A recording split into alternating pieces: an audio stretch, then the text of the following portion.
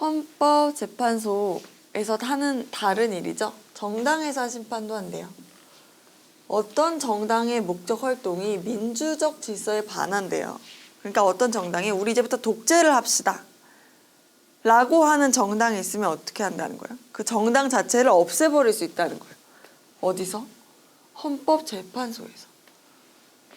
그래서 이 정당 해산 심판은 정부에서 이 정당을 해산해 주세요 라고 제소를 하는 절차가 거쳐요. 아까 탄핵은 국회에서 탄핵 소추의 의결을 한다고 했죠. 근데 정당에서는 정부에서 해산 제소를 하는 절차를 거쳐서 정당 해산을 하게 돼요. 그 다음으로 헌재에서 하는 게 또 권한쟁의 심판이라는 거예요. 이때는 국가기관 상호 간에 뭔가 다툼이 생긴 거예요. 아까 일반 사람들 간의 다툼이 생겼을 때는 어떻게 해요? 지방법원에 갔었죠. 지방법원에서 재판하고 고등 갔다가 대법원 가죠. 근데 국가기관끼리는 그렇게 지방법원에 가지 않는다는 뜻이에요. 국회와 정부 간에 뭔가 의견 차이가 생겼어요. 이거 어떻게 해야 돼? 누가 해야 돼? 그러면 그 국회와 대통령이 지방법원에 가는 게 아니라 어딜 간다는 거예요? 헌법재판소에서 심판을 받는다는 거예요. 이거 누가 해야 돼? 누가 하는 게 맞는 일이야? 이렇게 물어본다는 거예요. 마지막으로 볼 게 바로 헌법 소원 심판이에요. 아까 위헌 법률 심판을 봤었죠? 법률의 효력을 없애버리는 거잖아요. 이게 두 가지가 있는데요. 헌법 소원 심판이. 그 중에 하나가 나와 있네요.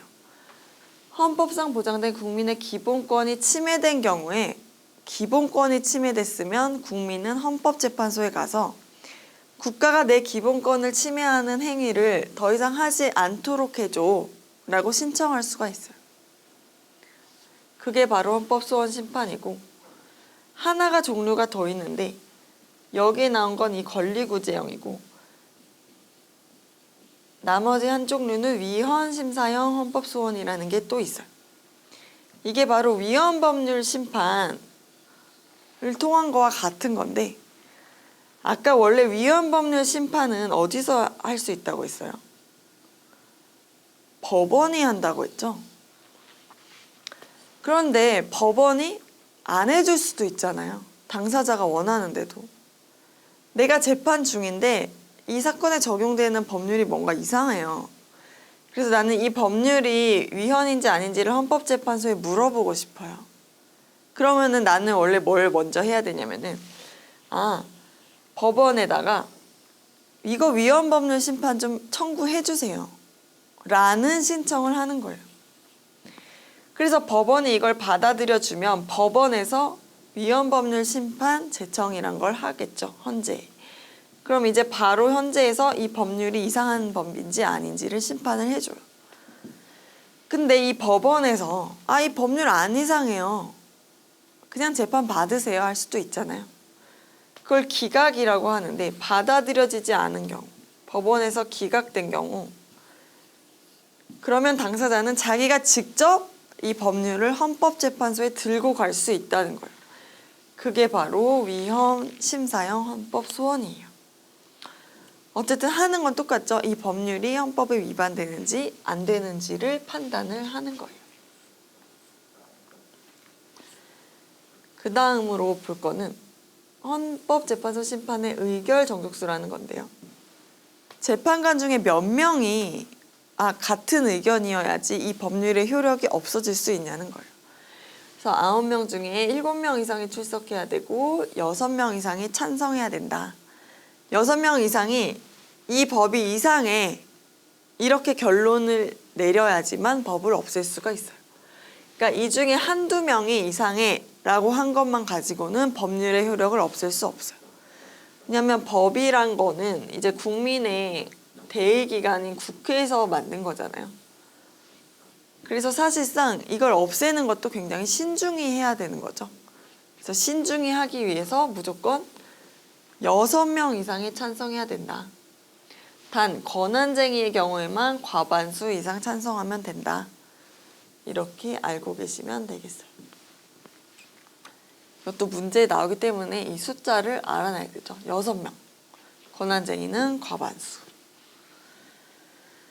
그 다음에 두 번째로 살펴볼 건 아까 말했던 헌법소원 심판의 특징이라는 건데요. 다른 구제수단을 모두 사용한 뒤 최후로 사용해야 된다라는 게 있어요. 왜냐하면 사실 헌재라는 데가 되게 좋은 데 같잖아요. 나한테 뭐가 문제가 있을 때 해결해주는 곳이죠. 근데 국민들이 다 나한테 지금 고민거리가 있어 이거 해결해 주세요 라고 하면 헌재가 업무 과중으로 폭발해 버리겠죠. 그래서 그걸 막고 꼭 필요한 사건만 하기 위해서 너네 정 방법이 없을 때 와라. 최후에 와라. 다른 거 니네가 일단 할 수 있는 거 해보고 정 안 될 때만 와라 라고 하는 거예요.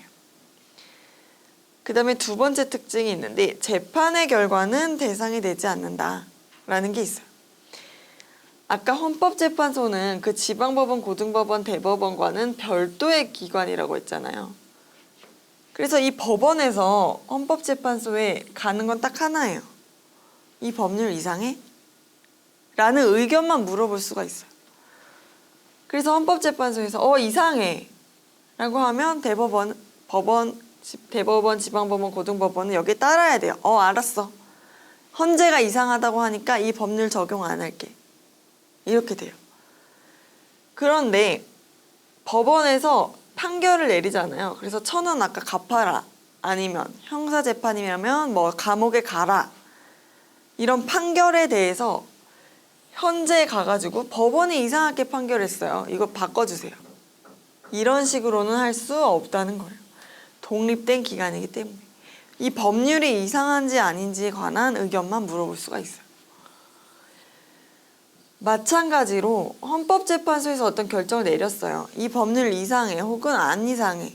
그럼 안 이상해라고 했을 때 법률이 이거 이상한 것 같아 라고 신청한 당사자가 헌법재판소의 결정 바꿔줘 라고 하면서 다시 법원에 갈 수도 없어요.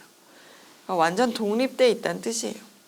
재판 결과는 헌법소원의 심판이 대상이 되지 않고 헌법소원 심판의 결과 또한 법원의 심판 대상이 되지 않는다. 이렇게 알아두시면 되겠습니다.